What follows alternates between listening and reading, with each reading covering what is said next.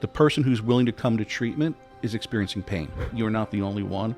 You're not the first one. You're not going to be the last one. You're not a defect. You're a sick person trying to get well, not a bad person trying to be good. It's a small investment for the rest of your life. One of the hardest things is walking into treatment. The next hardest thing is walking into treatment again for somebody who's been there once, twice, and they have the shame, a compounded shame. What happens to us when we do too much and then we are kind of cross the line? The subjective experience of that dopamine being spiked and then dropped below a set line is obsession and compulsion. It's that, oh shit, I got to get some more. One of the most dangerous things is when somebody finishes treatment, they're feeling like $1 million and they go home and they're like, I feel like $1 million. I haven't felt this good in years. Sometimes shit doesn't get better when you get sober. Sometimes shit feels worse. That's the reality.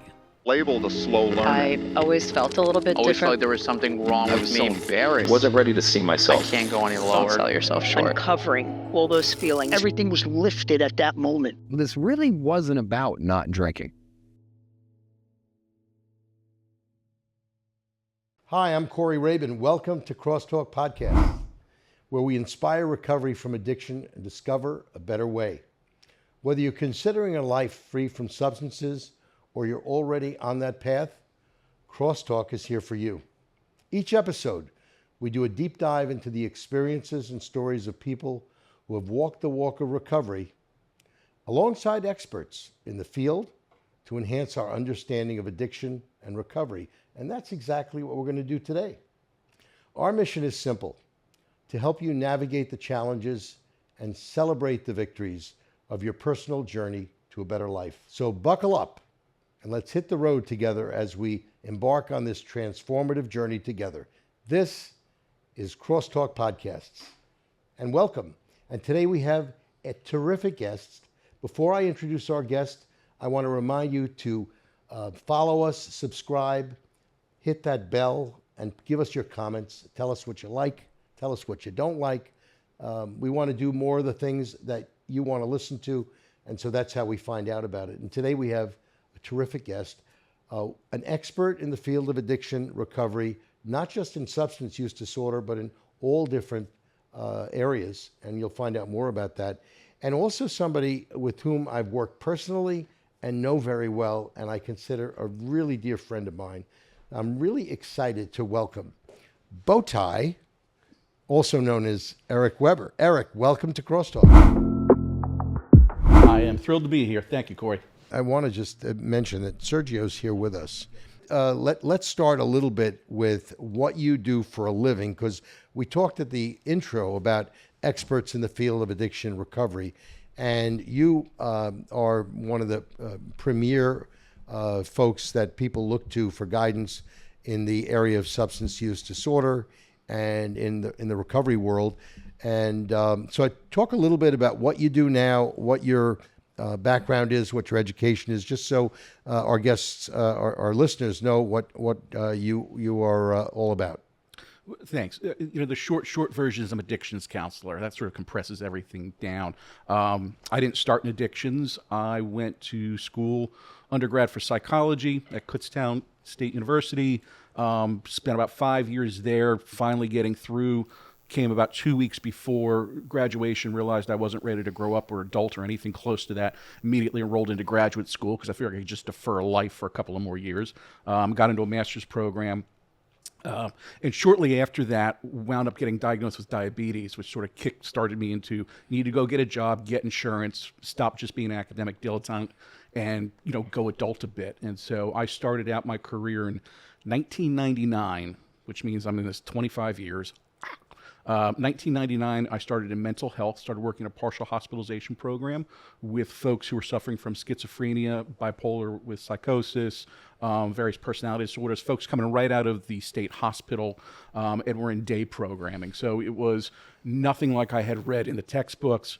It was nothing like they were teaching me academically at school. Here's folks, and we're sort of the cutting edge of a medication called Clozaril back then, which was really helping with folks with schizophrenia. And it was quite eye-opening. Great education, just absolutely zero money. So I had to find something to actually start paying my bills. And so I found a job at the county prison as a correctional counselor. Most folks are like, oh my God, wasn't it scary? I'm 20-some years old. It was fun. Like, it's just no other way to put it. It was exciting. A buddy of mine who had worked there as an officer, who's now a state police guy, a police trooper, he says, don't worry, you'll get used to clang eventually as you're passing through the sally ports in the jail. And he was right. It became just sort of normal, which was sort of terrifying in itself. People say, did you ever feel like you were in danger? I tell people it's actually one of the safest jobs I've ever had. And I was a counselor, so it was more about relating to the inmates. The officers were the enemy. I wasn't the enemy. I was somebody who might be able to help them. So it set up a different dynamic with the people I was working with. People, I remember when I was leaving, the deputy warden asked me, what did I learn being there? I was there for 4 years. And I said, I realized that people from all walks of life go to jail. It's just not like this segment. And I had a guy on my unit one time, he had passed bad checks. Walked by his cell, he's reading Golf Digest. Most of the inmates are reading like Maxim Magazine or Playboy. He's reading Golf Digest. I'm like, really? He was a white-collar criminal who enjoyed golf. Actually saw him near where I lived because I lived near a golf course at the time. And I'm like, okay, this is kind of bizarre. And he's walking by with his collar popped up like he's all preppy and cool. I'm like, dude, you were in PCB scrubs. You were in prison scrubs 6 months ago. Don't walk by me like you're cool. But it was interesting. If I was driving downtown Reading, taking my mom to church, somebody next to me honked the horn.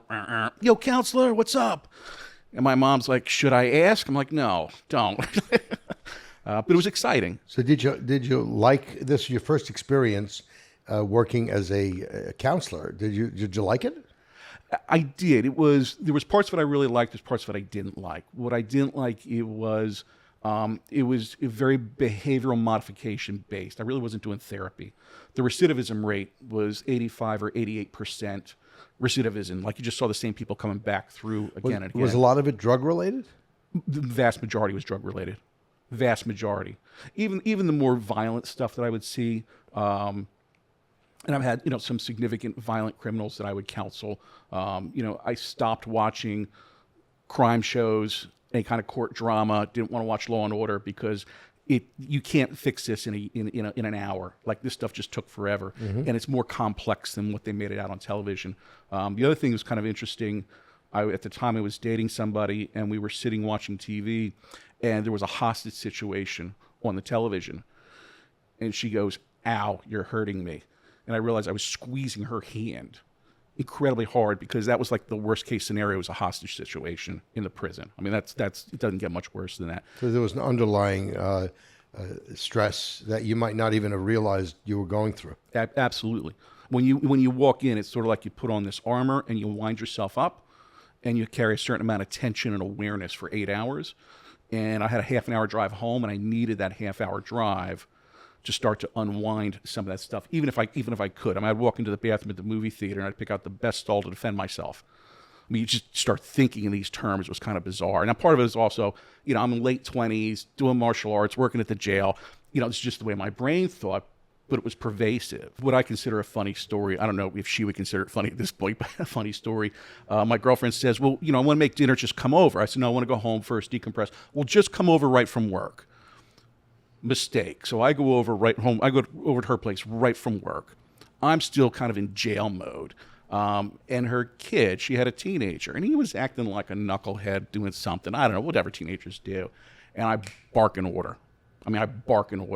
She looks at me, she goes, excuse me, we're not in the jail. I said, you're goddamn right, we're not in the jail. Because if I did, I have some fucking cooperation right now. That was not the right thing to say right before dinner. Let me just put that out there. Not a good move. A lot of apologies, a lot of silence, but it was a learning moment. Yes, and I'm just not that smart, so it took me a while to learn that. But yeah, if I didn't take that time to decompress, it did pervade into how I saw the world. Even with decompression, if I'm walking down the street, how do I see the world? How do I see humanity? When I see somebody in jail, do I have an instant response to them? How long did you do that? For about 4 years. 4 years? Yeah. And from there, you jumped to a different... So I went to an outpatient mental health clinic. They offered me a bunch of money, which really didn't come through, but again, a good learning experience. And after about 2 years of that, just kind of got burned out. Said, I'm kind of let me just find something else to do. So I took what I call a regular desk job. I worked for the Easter Seals for a year. On the second day, I realized it wasn't for me, and I hated it. And then quit, just quit. It was October of '06. And I said, I'll take a couple of weeks, just relax, I'll get a job. Turned into a month, turned into 2 months. My birthday was coming up at the end of November. Thanksgiving was there. I'm like, I'll take a little time. I'll take the holidays off as I'm cranking out resumes and just getting nothing, which is the point at which I applied to CARON. I was applying to the federal government down in D.C. for some government jobs. Did not pan out. Wound up company CARON Treatment Center in April of '07. I talked to people. I said, it took 6 months to be a man of leisure. I was unemployed. That's the reality of it. And I was pretty desperate to get a job at that point. It's interesting, talk about a God moment. Every door had closed, and CARON was the only opportunity available to me for the exact price I needed to make my monthly budget, down to the dollar. And for anybody listening who has watched Crosstalk podcasts, they know that CARON is CARON Treatment Center because so many of our guests have gone through the doors of CARON. And CARON Treatment Center is in Wernersville, Pennsylvania. That's the main campus. Mm-hmm. And CARON has offices in 4 or 5 other states, locations. And the main one is called Magic Mountain. Yep. Right? Yep. And you're on Magic Mountain. I'm on Magic Mountain. It's a big hill. I don't know how much of a mountain it is. It's a big hill, South Mountain in Pennsylvania. And I'm from that area originally, so I had known about CARON. I had a friend who had worked there, and it seemed like a decent opportunity. Funny thing is, I really wasn't interested in being a substance abuse counselor at the time. I had always kind of steered a little bit away from it. I always wanted to do mental health. I had done correctional work. I'd worked with sex offenders, victims of sexual abuse, really interesting stuff. I'm like, why do I want to go do substance abuse? I'm like, But I needed a job. And so I show up and I'm like, okay, let me just do like 6-9 months of this, build my bank account, see what I want to do. I get to CARON and I'm not doing cartwheels coming to the front door. But I sit down in group for the first time, and I hadn't been a therapist for a year and a half, and like sit in group, bunch of guys, and the hairs on my arm start standing up, and I'm like, this ain't funny. Like, I really missed this. Like, I got really excited, and just started to fall in love with it. And at my 6-month review, the executive director comes in and says, "Hey, Eric, we want to do your 6-month review." I said, "Look, let me just tell you, I really appreciate the opportunity to be here. I didn't think I was going to like it." She goes, "You're not quitting, are you?" I said, No. I'm not quitting. I'm staying. I just want to express my gratitude. So that was in '07. And from '07, I've been an addictions counselor. I've been a lead counselor. I've been a supervisor. I've been a director.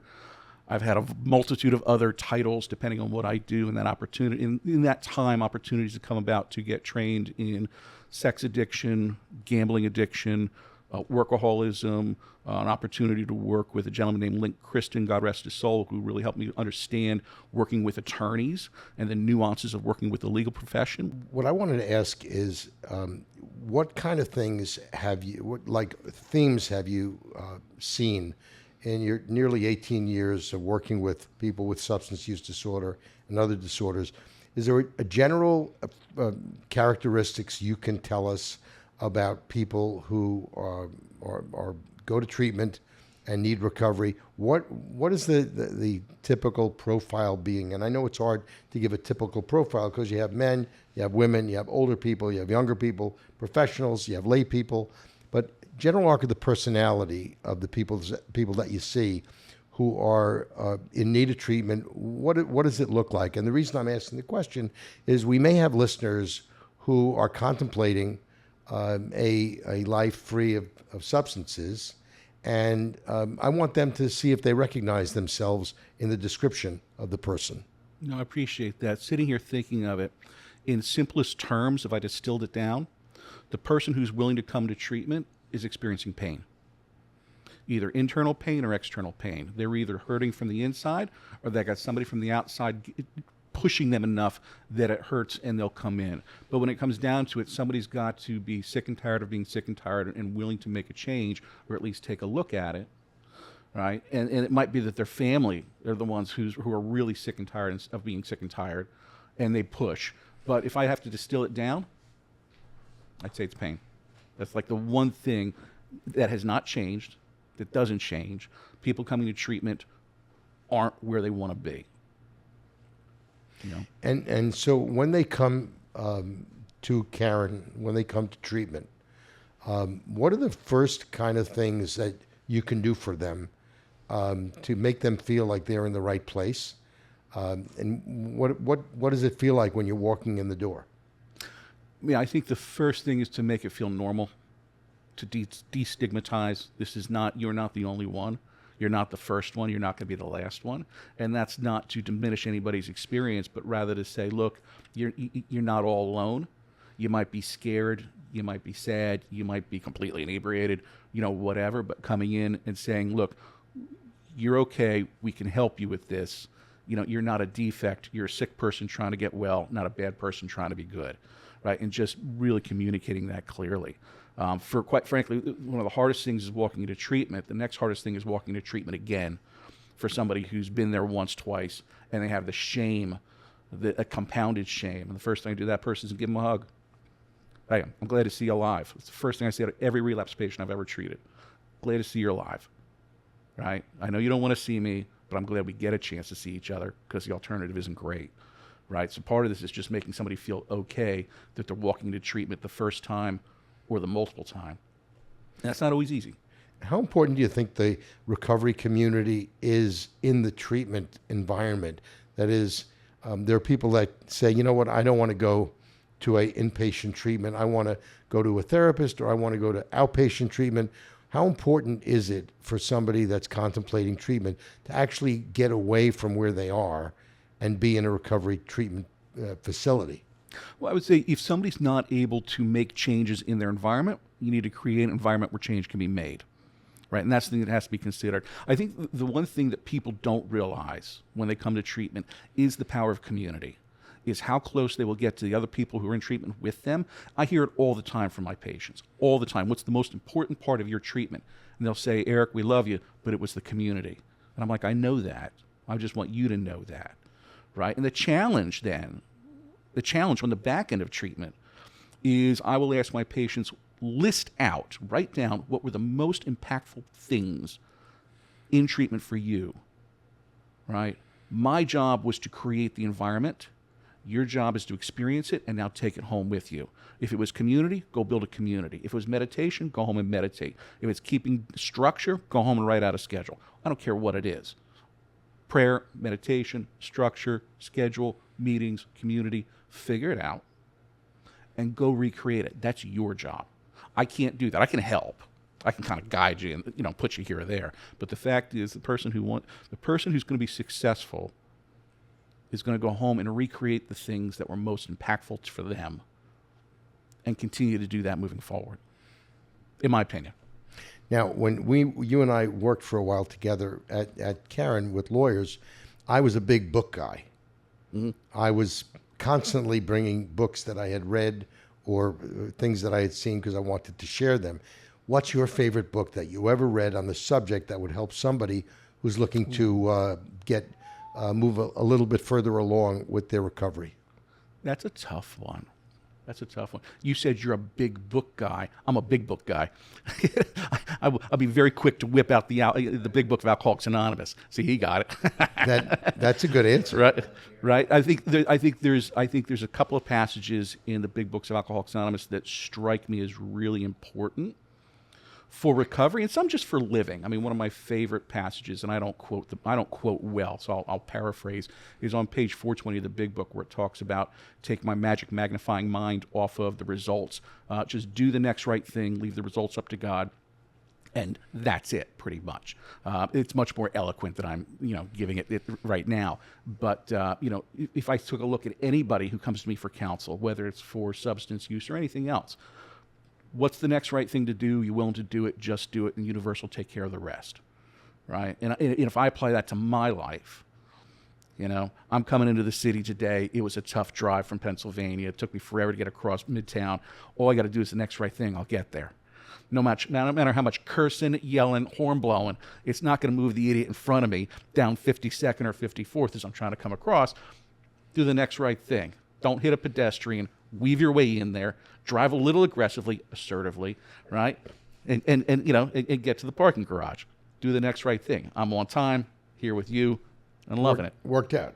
It does. It does. To the extent that any of your family connects to your work at the CARON Treatment Center with people that are suffering from substance use disorder, is there a connection? I know there is some kind of background. Talk a little bit about that, because some of the people that watch Crosstalk are not themselves struggling, and you're not in recovery yourself, right, but you do have some family experience, and it'd be helpful, I think, to talk a little bit about that. Sure, happy to. One of the ways I can introduce myself is, hi, I'm Eric. I'm an adult child of an alcoholic. My father drank regularly growing up. He was not your classic kind of like fall down drunk or abusive. He was very functional. As I said, he spent 30 years in banking and another 20 years in retail management. It's really almost kind of comical. My dad worked in the bank. My mom's a seamstress. I had an older brother, and we grew up in a one-story brick ranch house in suburban Pennsylvania. All we needed was the white fucking fence, and we would, beaver cleaver. Everything looked great from the outside, but on the inside is all of the dysfunction. Despite my father not being kind of a raging drunk, but it was the don't fight, don't act out, don't be angry, don't ask questions. Very, very kind of rigid rules. My mother was very codependent, came from a codependent family. My father was raised in the 50s, so he had a lot of prejudices from being a product of the 50s. And so, that's not what a drunk looks like. That's what a drunk looks like. You have it good. Don't ask questions, or you should be grateful. Even if I said, this seems a little screwy, what's the deal with this? And so when I went to CARON, right around the time I went to CARON, my mom calls me and says, hey, can I ask you a question? I'm like, yeah. She goes, what's an alcoholic? I'm like, you need to be a little more specific. I said, here's some characteristics. She said, do you think your dad's an alcoholic? I said, tell me what you see. I haven't lived at home in a number of years. What do you see? And she starts describing his behaviors. I'm like, yeah, dad's an alcoholic at this point, like behaviorally an alcoholic, not just from an attitude standpoint, which I think is kind of interesting. If you read any books on adult children of alcoholic, you take the chemicals out, you can still have all those same behaviors and those same kind of rigid rules, and it's still pretty dysfunctional. And that was my household. Looked great from the outside. On the inside, it's like there's not some stuff that's just not right here. So I talked to my mom a little bit about it. I said, what do you want to do about it? She goes, I don't know. I said, okay, you live with him. If you want to do something, you let me know. Other than that, I'm just his son. I'm not his counselor. I'm not an interventionist. I had never seen my dad drunk. Never seen my dad drunk. But he always came up from the basement where the garage was every single day, 2 beers, and maybe had a shot of brandy or whiskey after dinner. Always. But never saw him drunk growing up. Those behaviors after he retired started to pop out. The environmental constraints popped off, and all of a sudden he had the ability to drink during the day. One of the things we recognized late in his life was he was an uncontrollable shopper.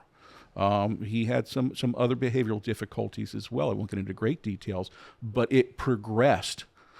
The less he had to look right, look good, show up, that he had more freedoms, the addiction was able just to start to take over more and more and more. Can I just ask you about shopaholism is not really something we ever talk about. Right. And I mean, I know what the other aholisms are, but what kind of behaviors would you fit into to say that about your dad? So if we take a look at what is addiction, how is addiction best described? Go to the Narcotics Anonymous Basic Text, page 87, chapter 8, on the current edition. Mine's page 84, and it says we know well the two things that make up true addiction: obsession and compulsion. Obsession, that thought that takes us back time and time again. Compulsion, after one drink, one pill, one fix, we're caught in a destructive grip greater than ourselves. Again, I'm paraphrasing. I'm not quoting. I'm paraphrasing.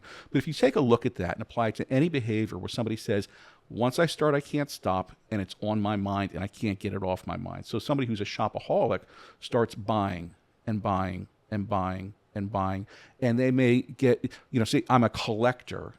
Okay, but it's having detrimental effects in other areas of your life. He would buy my mom like inexpensive costume jewelry. My mom didn't wear a lot of jewelry, but he would get excited about buying this. He ran across a watch company that he liked, and he would buy a watch and buy another watch and buy another watch and buy another watch. I'm like, dude, you only have a couple of wrists. How many watches do you need? Now, it's nice to have a watch collection, but he wasn't a watch person. It was the act of buying excited him. And I don't give a shit what he was buying. The act of buying excited him. So when my father passed away in 2018, my older brother had not been around a whole lot, came in to help, and he was amazed at Dad's socks, because my father had a crew sock, every color you can possibly imagine. Then he had Hanes T-shirts, for underneath his shirt, every color you can possibly imagine, coordinating mock turtlenecks, regular turtlenecks. It looked like a clothing store exploded, but it was super well organized. Some of it still had tags in. I went through his coats. Some of the coats had tags in. He's had the coats for 2-3 years, never wore them. And this is not a man who made a lot of money, right? So there was an obsession there. There was a compulsion there that I wasn't aware of because I wasn't living in the house. I don't think my mom was necessarily aware of. If she wasn't going to say anything. And my brother comes in and goes, "What the hell?" I said, "Did you know he was an alcoholic and an addict? Because this is what we're dealing with right now." And do these things that you went through yourself, that you noticed yourself, help you understand? I mean, you work with the patients, but also with families. Does it provide you with any help, or is it just really a footnote to things that you do with people? I keyed into the word excitement about the buying stuff, and it kind of triggered thinking about gambling, thinking about food, thinking about sex, thinking about it's all the same, really. I mean, the page 87 or 84, with the older edition, it's the obsession and the compulsion. Yeah. Those are the two things. Yeah. Well, I mean, the question you ask is, does it help me do my job? Absolutely. Any personal experience that I can get a better viewpoint on what somebody else might be experiencing. I'll give you an example of something that was really powerful for me, and I had to be very mindful and careful of this as a clinician. The idea of countertransference, what am I projecting onto you? What are you projecting onto me? When I got married, how my viewpoint on being in a marriage changed. And then 8 years later, when I got divorced, my opinion on divorce and what the struggles of divorce and how, what that's actually like, it gave me a different lens to be able to counsel somebody when they came to me and said, "Eric, this is what I'm struggling with," right? And so I would say the same thing with somebody who's a family member of an alcoholic or an addict, somebody who struggles with gambling, because I've got some of that in my family and some personal history with that. I was raised in a household where alcoholism, that's something out there. We're too healthy for that. And then my father had cataract surgery, and I had to pick him up. And if you know anything about cataract surgery, they pump you full of opiates and benzodiazepines because you have to be awake. Well, he's kind of loopy. I'm doing some digging into the family history, and I get my dad talking about the actual family history, not the outside version. What's the inside? Start talking about his aunts and uncles, which I had no idea he had any aunts or uncles. He says, "Oh, yeah, I've got like 8 aunts or uncles. I almost got in a fist fight in a bar one time on Penn Street because I backed into my uncle." I'm like, "Oh, how many were drinkers?" "Oh, at least half of them were alcoholic." Really? I'm 27, 28, 30 maybe. Knew nothing about it. Just finding this out. Right? I knew that we had one alcoholic in our family that nobody talked about. Here, I got alcoholics falling out of the tree like acorns coming out of an oak tree. Fantastic. Explains a few things as I look around. Now it makes a little more sense.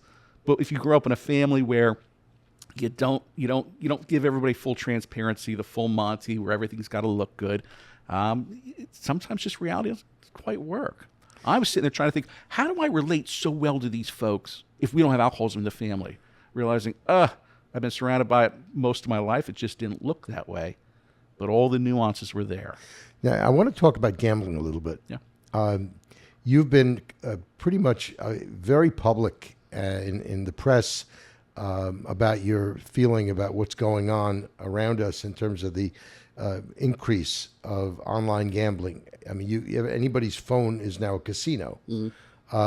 What's going on? What are your current thoughts about it? And what should we be thinking about in terms of both public policy and also our own behavior? Yeah. Okay, I'll talk specifically about gambling, though we can link the gambling, sex, and cannabis all together in some ways. Somebody asked me, what's different now at 25 years in counseling that was from back then. And I said the conversations we're having and the way technology's impacted people struggling with addictions, whatever that addiction is. Prior to 2018, you pretty much were going to go to a state that had some gambling. You're going to go to Atlantic City. You're going to go to Vegas. After 2018, when the federal government said, okay, states, you're on your own, do what you want to do. I live in the state of Pennsylvania. We're now the number 2 state in revenue for gambling each year. We've beat out New Jersey. We've put the last nail in Atlantic City's coffin. We have 13 brick and mortar casinos with plans to build more. We've got off-track betting. We've got sports betting. We've got online gambling. You want to do it in Pennsylvania, you can do it. And we're making boatloads of cash as tax revenue. Whereas a friend of mine said, losses, which I thought was an interesting way to take a look at it. And we're talking billions and billions of dollars, right? Last year, across the United States, I think the overall revenue was $66 billion in revenue. I don't have that kind of monopoly money, right? And that's across all gambling, all states. But still, that's a tremendous amount of money that's coming out of people's pockets. Did you say all states? Yeah, that's for the United States. That's a national figure. That's a national well, if it's just the United States, well, it's not all that bad, right? So, and I think if you watch sports, they're talking about the betting, the over/under, the lines during the sports, during football, during basketball, whatever. It's so pervasive right now. It's in your face, and it's normalized. It's okay, and it has become. I think it's the next epidemic we're going to be dealing with. What we do know is that the 1-800-GAMBLER number, the number of people who are calling into that, has exponentially increased. The demographics have changed. Who is gambling has changed. I know in Pennsylvania, because I live there and I keep track of those kind of statistics, they look like me. Middle-aged, white males, educated, access to technology with disposable income. We are the ones who are actually spending the most time and most money gambling, where previously it would have been a completely different demographic. Tremendous amount of impact on elderly, that they're gambling much more. Even though in the state of Pennsylvania, the lottery benefits its older citizens, the older citizens are also handing it back because they're doing a lot of gambling. So it's this incredible impact, and with the ability to, I'm looking at Sergio's computer, you've got a casino right there. You can be playing blackjack, get out another computer, get out your phone, get out your tablet. When I'm working with a gambler in treatment, a lot of times younger folks, young adults in college, they're gambling 3-4 screens at a time. They're 10 grand, 15 grand in the hole, and it happens like that. One of the things I noticed, just anecdotally, is when we had our first responders program, which was a specially programmed for police, firefighters, EMT, ambulance folks, that they were highly impacted by gambling. They would go home after a very stressful shift, crack open a beer maybe, but sit there and get on the casino, and mostly a lot of slot machines, things that were more passive, more just sort of veg out and lower their cortisol levels. So it wasn't like they're playing blackjack and staying jacked up. Most of them are actually doing much more passive gambling, which is sort of I just want to escape from the world. And we're still seeing that is a huge, huge part of online gambling, is the table games, but a lot of the slot machines, because people do just want to be able to sit there and almost scroll. I just heard something that you said, which is really interesting. There are certain types of gambling that are more passive, and there are others that are more active. I guess craps and blackjack and the other games that they have. Is that the same kind of thing from a personality or chemical I don't know, chemically probably the same, but that the selection of drugs that somebody takes? Yeah, is it similar to that? Yeah, I think so. Again, anecdotally from my experience, you have people who they'll put it in front of me, I'll do it, whatever. Yeah. But somebody says, look, I like cocaine. I don't want to do a lot of heroin. I want to be screaming. I want to be gripping onto the curtains like a cat. Heroin addicts are like, dude, really? I'm really not interested in that. Let me just nod out, mellow out, escape from the world. It's the same as the gambling thing. Right. And so for gambling, there's two types we can categorize: action gambling and passive gambling. Action gambling is when I've got some skin in the game insofar as skill. Blackjack, I'm choosing. Sports betting, I'm choosing based on this, this, and this. It's actually more about my identity and feeling good about myself and me. It's more of an ego boost, right? I was just doing a conference with a gentleman who says, gambling has nothing to do with money. It has to do with the excitement. It has to do with what it does for you. The passive gambling is, let me get a scratch-off ticket and just sit there. I might get a little excited, but I'm escaping, right? With the slot machines, I'm escaping. I just want to sit there, hit the button. I'm old enough to remember pulling it. Hit the button, see if I win. It's exciting, but it's also very narrow. I'm not doing it with anybody. I'm not paying attention to the world. I'm not engaging. I'm actually disengaging and just narrowly focused on, let me just escape. Let's move to sex for a minute. Same thing? Pornography, sex, same thing. It's so readily available on the internet, has been for a while. But again, we're seeing it more permissive. We're seeing it more acceptable. We're seeing it more mainstream.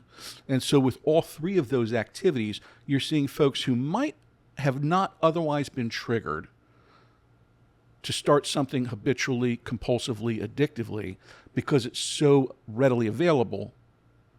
Now they have that opportunity. I mean, what makes an addict? Genetic potential and environmental cue, right? If I have the potential to be an alcoholic, but I never take a sip of alcohol, not going to become an alcoholic. May have some other issues, but not going to become an alcoholic. If now there's alcohol in every room of this apartment and I'm walking around and I'm prone to be an alcoholic, I have that genetic potential, and it's available, or somebody hands it to me and says, Eric, it's okay, it's normal. You want to do this. Everybody's doing it. Why don't you? And it's that culturally normal. It's going to impact people, so many more people, so much more readily, right? And so that's why I said those three things are very relatable right now, because it's Midtown. I'm walking around and all I smell is weed. That's what that is? It's not my cologne. OD stank. And the other thing that we talked about, the online stuff, has to do with sex addiction as well. Yeah. Some of it's passive and some of it's active. When I guess same kind of similarity when you're with somebody and you're active with somebody, as opposed to being, if you want to call it passive, it's passive when you're just hitting buttons all over the place. Am I just watching a scene and sort of in my own mind and doing what I'm doing, or I'm in a chat room, or I've got live streaming, or there's a group of us, or I'm trying to engage with other people? So you have the cannabis, sex, gambling. Yeah. All triggers the same thing as your dad. It's excitement. Yeah. Obsession, compulsion. Yeah, absolutely. I mean, it's the same brain function. They're doing some testing now, or some research rather, basically putting people in an MRI machine and showing them visuals of gambling cues, and it looks like they're doing cocaine in their midbrain. Really? It has the same effect for folks who are predisposed to have an addiction, right? And so it's when we talk about addiction is addiction. If we get rid of the details of the chemical or the behavior, it's the same part of the brain lighting up, same part of the brain shutting down, and there's this dysregulation that creates the unmanageability, as we say in the literature. The question is, if there are somebody's in their last week of treatment, they've just gotten a good education. They're now they're free from the substances. Physically, they're feeling better. They may have gone to the gym. They're doing some better activities. They're returning to the way they used to be, so to speak. And they're going to step out of a treatment facility, and they're going to try to bring with them what they just learned. What are some of the lessons that one learns in treatment that can be implemented when you go out? I'm kind of a how-to, get away from these type of behaviors and live a happy, purposeful, balanced type of life. It's a big question. It's not like a one-sentence answer, but some of the thoughts you have on that might be useful. So let me answer it, but reframe it. So being at CARON for almost 18 years now, I spent 6 years on the relapse unit, 5 years as the director. Would always get asked the question, why do people relapse? Right? That's what you're asking me in a different way. Mm-hmm. And so it was a very simple question. And what I realized after being able to sit with patient after patient after patient, because it was a relatively small unit, I got to meet with just about every patient who came through. One of the things I realized was in some simplistic math, there's really only two reasons somebody's going to relapse. They forget they're sick, or they didn't believe they were sick to begin with, or they've got an issue that they can't cope with, and chemicals or that other behavior are really the only short-term answer. So to answer your question, it's the same as answering those questions. What's something somebody can do? Remember why you went to rehab in the first place, right? You didn't go there because you were on a winning streak. You went there because there was enough pain, either internal or external. Change needed to happen. right? And the fact is, if somebody is alcoholic addict, use the term you want, it's a chronic progressive disease. It's not going to get better. It's only going to get worse. One of the most dangerous things is when somebody finishes treatment, they're feeling like $1 million, and they go home and they're like, I feel like $1 million. I haven't felt this good in years. I probably can have just one. I can do this again. I know better. Bowtie taught me everything I need to know. I can figure this out. I'm a smart guy. I'm the smartest guy in my head, right? What I call clinically failure to fully self-diagnose. Do I have an issue? Yes. And what am I willing to do to treat the issue? That's any healthcare. That's the bottom line, right? If I don't think my blood pressure is that bad, I'm not taking my blood pressure medication. Even if my doctor says, you fool, you're going to stroke out. Right? I know better. So I think that's that piece. The other piece is having the coping skills or developing the coping skills to deal with life on life's terms. Just because somebody comes to treatment and gets sober, it doesn't mean that life's going to be dandy. Sometimes life actually feels worse because you're not numbing yourself out. Like, oh shit, I do have a lot of bullshit to deal with. Fuck, never dealt with that before. Right? I have a patient, he's got 16 years sober. Guy is a Vietnam vet, spent 1 year and 1 day basically almost always in combat. Got out of Vietnam, came home, started drinking a bottle of scotch a day for 40 years. Comes to treatment. He comes to treatment, he starts feeling better and feeling worse. Because instead of drinking a bottle of scotch a day to drown the nightmares, he's now having the nightmares that have been there for 40 years that he simply hasn't experienced. He did the right thing, went to the VA, got help, got a PTSD diagnosis, got treatment for it, and continues to work on it today, 16 years later, but has not given up because he's built the coping skills and he diagnoses himself as an alcoholic who cannot drink, right? And he'll sit there and say to me, Eric, I'm going to die sober. Like, all right, just don't die now. We got another 5 rounds to go. We golf together.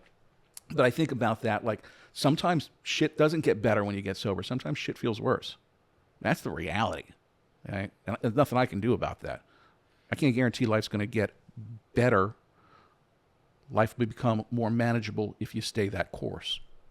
You know, I think sobriety can promise you answers or at least opportunities that otherwise you wouldn't have if you're chemically enhanced or doing other shit.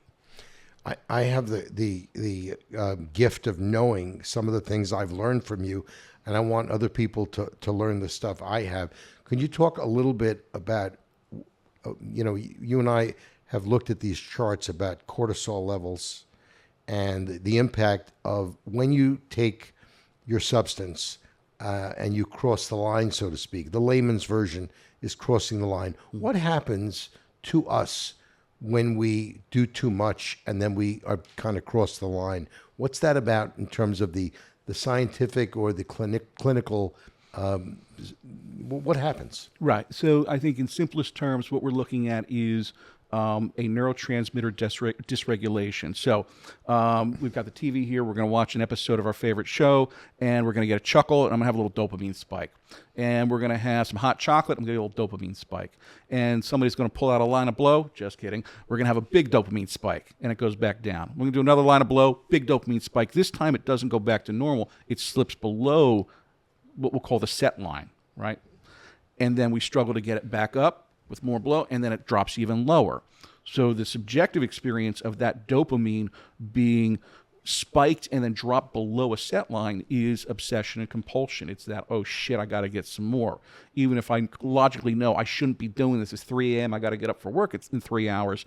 But my brain says, no, we need to do more with this dopamine because that feels good. And there's some other chemicals in there, but that's the basic version of when we talk about what's the difference between somebody who's a recreational user versus somebody who becomes dependent. And that dependence is when you have dysregulated the dopamine levels and other chemicals as well, but that's the big one for most drugs of mood-altering chemicals. That's kind of the graph line is when that dysregulates, right? And when somebody gets into recovery, the dopamine will level back out. But if as soon as they're going to use a mood-altering chemical, chances are it's going to slip and start becoming dysregulated in a way that makes somebody start acting in ways they otherwise wouldn't act. And this ties into that person that goes to treatment that you see in the relapse unit, who comes back, he learned everything, now it's going to be different. Mm-hmm. the brain doesn't say it's going to be different. The brain does the same damn thing, and you kind of can't get out of your own way. Right. So your best thinking doesn't work. Right, exactly. And even when I hear that I think is difficult at times for folks is depending, I see this with the younger opiate addicts. Somebody says, look, I'm 25, 26, I'm 30, opiate addict, I get clean, but how do I start dating? Alcohol was never my thing. Anecdotally, most opiate addicts don't really care for alcohol. There's a couple out there like, yeah, woohoo. But for the most part, the vast majority of the opiate addicts I've treated really don't like the way alcohol makes them feel. They don't like hangovers. They'll put up with being dope sick, but they don't like hangovers. Whatever, right? What's interesting is so many stories I heard on the relapse unit of young folks coming back. What brought you back? One drink. I said, you're not an alcoholic. They said, that's what I thought. I said, right, let's talk this through. Goes out, let's have a drink, a beer, right? Next thing you know, it's, an 8-ball blow in the bathroom. Next thing you know, they're copping, a couple baggies of dope. Next thing you know, they're overdosed because their body can't handle the level of dope they have been doing beforehand. And, they feel kind of fucked. They come to treatment like, I don't want to be an alcoholic. I don't mind being a heroin addict, but I don't want to be an alcoholic because there's a romance with alcohol, or nowadays I have this argument with cannabis all the time. Look, cannabis never got me a DUI. I never got violent on cannabis. I'm not addicted to it. I don't have withdrawal symptoms. I said, give it 30 days. You'll have withdrawal symptoms. Trust me. That shit takes a while to get out of your system. But it's the argument. It's the modern argument today, right? The other one I'm running into, which I think is really interesting, which the listeners may want to ponder, is back when I started, there was like two types of NA beer, St. Pauli's and Dog Piss, and they both tasted the same, right? It was a St. Paul's, whatever it was. Now, there's so many more non-alcoholic options that taste like alcohol. You've got your various seltzers, which have alcohol in them, but I'm thinking there's some 0.0 beers, right? There's a couple of brands, and apparently for the people who've tried them, they taste like the normal stuff, and there's absolutely no alcohol. Eric, can I drink this? And I'm like, the argument that it has some alcohol in it's gone out because scientifically it doesn't. What are you drinking that for? Do you really enjoy the taste of the beer? And I'm getting yes sometimes, and it's a difficult, it's a more complex conversation to be having when somebody leaves treatment. Should I drink non-alcoholic beer? And I'm very conservative. I say, look, it's a risk. Serge, you have any questions you want to ask? Go ahead. Okay, so you mentioned like earlier today, you're in traffic and you're coming across some people who are just crazy drivers, and you got to find ways to kind of ground yourself and get through it and kind of just feel balanced and okay. And so I imagine you do that in like throughout the day, probably like in different ways with different things. And some days I'm better than others. Let's just put it out there. Some days ain't great. For sure. So what are the steps you walk through in your own mind to get through any challenge, big or small? I think in simplest terms, some of it's just right sizing. Like, do I really want to have a stroke over this? Like, is this really worth me getting this anxious or upset or pissed off? And sometimes just yelling at another driver feels good. I can sing some Metallica or I can scream and curse you out. Either way, it gets to release energy. And other things, it's like, how long am I going to hang on to this? Because it's not good, as we talked about earlier, cortisol levels. Do I really want to be walking around with this much, blood pressure and cortisol? I got enough shit to be worried about. Am I really that important? Right? If I'm really pissed off about something, the first thing, because I teach this to my patients, the first thing I ask myself is, what am I afraid of? If I'm angry, what am I afraid of? Right? If I'm pissed off at somebody in traffic, what am I afraid of? Well, maybe I'm afraid of being late, inconvenienced, I'm feeling impatient. This is not the way I expect it to be because I am the center of the universe, apparently. Right? Ask a couple of my exes, they may say that. So some of that is just keeping perspective in what my first martial arts teacher would call humbleability. He said he didn't like the word humility because it implied the connotation that you had to be humiliated, but rather humbleability is being humble, and being humble is being right sized. It's not too big, it's not too small. It's being right sized in the moment, right?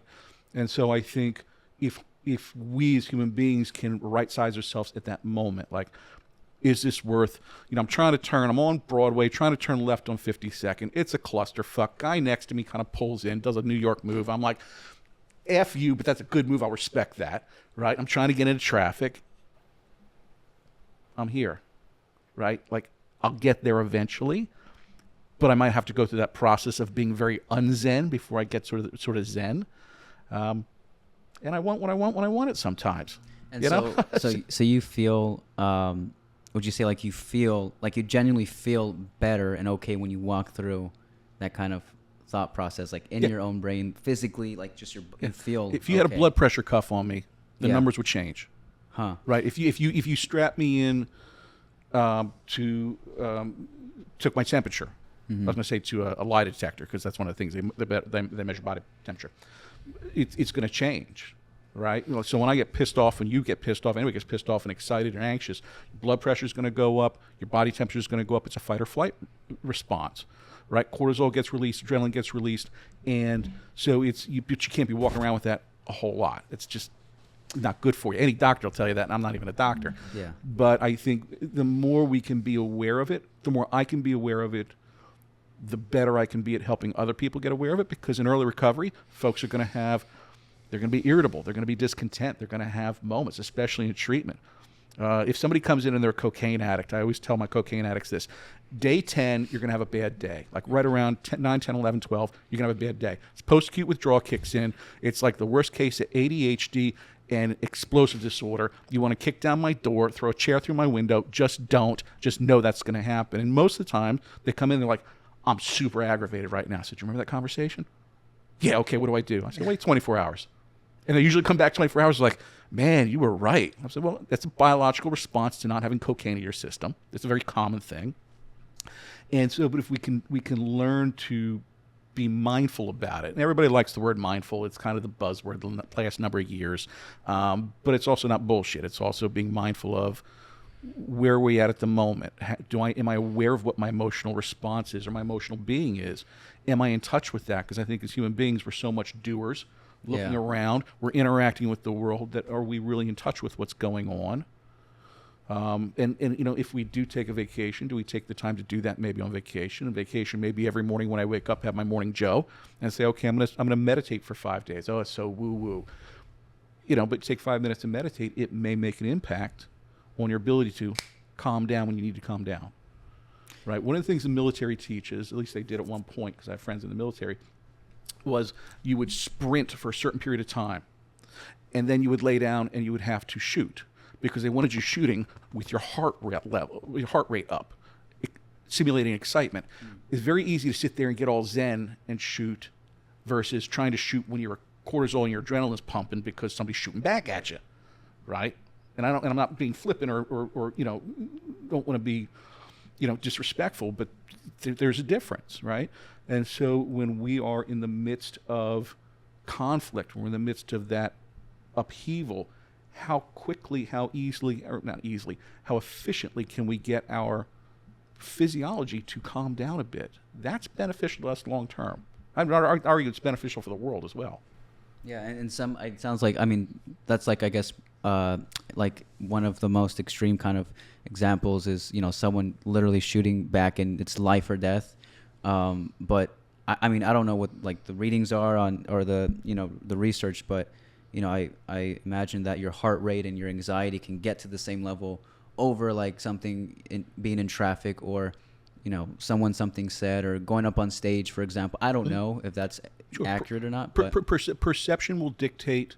My perception of the situation will dictate my reaction to the situation, right? So I've been playing guitar since I'm 15. I'm 51. I've been playing guitar a long time. I've been playing in bands for the last 15, 16 odd years. On and off stage, been playing in bands. Somebody said, man, how can you do that? It excites me. Oh, I could never sing in front of a crowd. I used to front a rock band. I get excited about it. What you experience is terror. I experience yeah, let's do this. Somebody says, are you nervous going on a podcast? You kidding? You stick a plug up my butt. I could just electrify the whole room. I get excited about this. And I'm an introvert, right? People don't believe this. I'm an introvert, but this is exciting. Yeah. I can vouch for the fact that when we start talking, if we have a schedule, he'll be talking longer than he can do it. I usually get the lights flashing. So you mentioned earlier that there are these spikes looking at charts and like kind of reading the brain when you're doing lines of cocaine or getting these spikes of dopamine, and gradually over time the lines will kind of dip lower and lower and lower. So when you're in your own life going through any kind of challenging or frustrating situation, and you try to like re-ground yourself and stabilize yourself, do you get like do you get a hit of dopamine from kind of calming yourself, or like walking through some kind of process of just re-grounding? Do you get that hit of dopamine? When we're talking about grounding, we're probably talking about other brain chemicals like serotonin. Okay. So serotonin is the happy juice that says, everything's okay with the world. Dopamine is, woo, let's get it on, let's dance, let's sing, right? Dopamine is that excitement. Serotonin is much more, everything's okay with the world. We don't have to worry. That's interesting. I didn't know about the serotonin and dopamine. I thought the dopamine was like that serotonin, like that ease, but it's interesting. Yeah, it's complex. And again, I'm simplifying it. There's a complex cascade of neurochemicals. The ones I'm giving you are kind of like the major players fronting the band, but there's a lot going on behind the scenes as well. Excitement versus getting calm and reducing anxiety and really lowering that subjective angst. We're talking a lot about serotonin, but really behaviorally it's about mindset, perception, exercising the muscle of the brain and the spirituality of the meditation. Like, do it as a practice, right? If you chase me down the street, I could probably run for a little while, but I'd really like to train for it. So yeah, part of this is just training for it, right? And so training, whether it's going to 12-step meetings as part of the practice, or when the shit does hit the fan, it's part of the daily routine and the practice and what goes on. Prayer, meditation, talking to somebody, getting used. I'm going to reach out to Corey on a regular basis, so when I do need Corey, or Corey does need me, it doesn't feel that much more difficult. He doesn't want to hear from me. He hasn't heard from me in 6 months. But if he hears from me every other day, it's easier for me to say, hey, Corey, man, I'm having a rough day. Yeah, man, let me give you some extra time. So as we practice those things, they become more part of who we are. And that's what makes it more accessible, right? It's not that I'm going to do this thing you do. I'm going to do this thing I do all the time, whether that's recovery or other spiritual practice. If I'm here, I have limited kind of knowledge around this. So the first thought was like, all right, well, if this is if you can train your mind to kind of behave or be efficient in these different scenarios, whether it's training to run or, just a thought process of dealing with trauma and whatnot, can you train your dopamine levels, or even just like your brain or body to handle alcohol? If you are an alcoholic, can you train yourself to be able to actually have a healthy relationship with a substance? Or not my patients. Not your patients. Not my patients. I'm not going to say nobody can, but the patients who are coming to see me, we're past that. We've passed that. That ship has sailed a long time ago. You're coming to see me, my patients. You can't unpickle a cucumber. But by the way, every patient that comes into treatment, every alcoholic, every addict that goes into treatment, doesn't go to treatment because their goal is to never use again. Their goal is to learn how to use like other people, so they don't have That's a problem. how my brain is thinking right now. I'm like, that might be their goal, whether they can or not.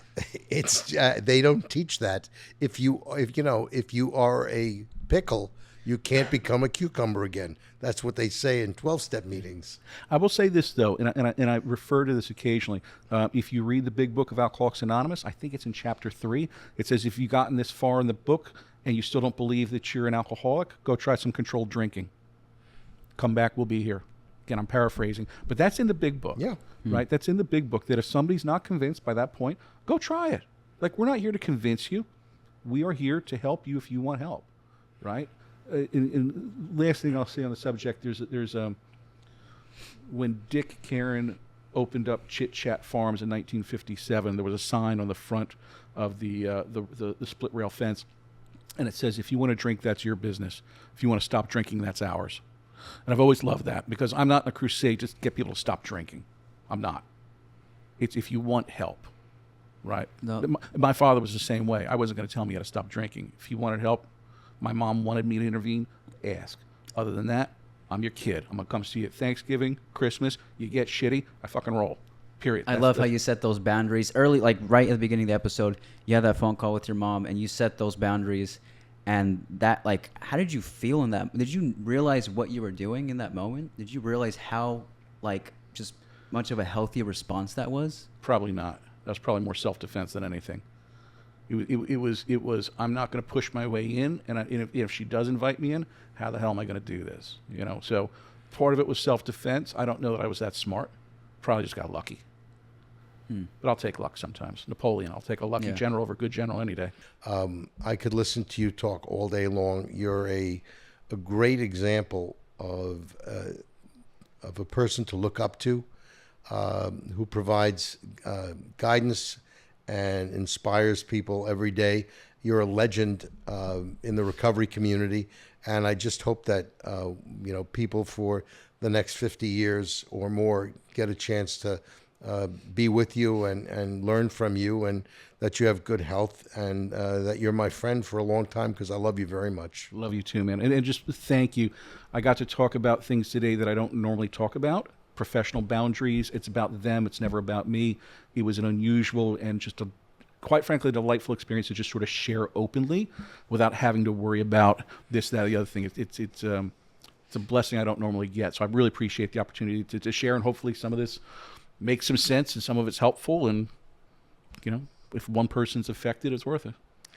That's great. And You want to do like the question, kind of like what's one piece of advice you'd give to someone who's thinking about getting help, seeking help, or just even struggling with help? It's a small investment for the rest of your life. It's a small investment for the rest of your life.